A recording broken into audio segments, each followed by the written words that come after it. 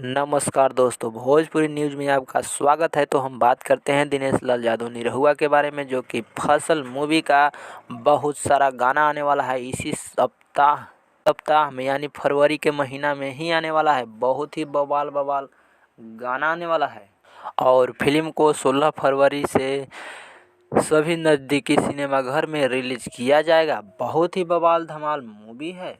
Film को नज़दीकी सिनेमाघर में देखिएगा। बहुत ही मज़ेदार मूवी है। बहुत ही लोक-झोंक एक्शन वाला पैक मूवी बनाया गया है, जो कि देखिएगा। ऐसे तो हर दिनेश लाल का मूवी रहता है तो सुपर हिट ही रहता है, तो फसल मूवी भी एकदम सुपर हिट है। पारिवारिक मूवी है तो एकदम बवाल और ख़तरनाक मूवी है।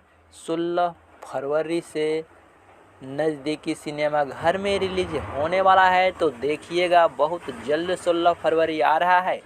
और दिनेश लाल यादव निरहुआ का न्यूज़ कैसा लगा हमें कमेंट करके बताएं और चैनल को सब्सक्राइब करें।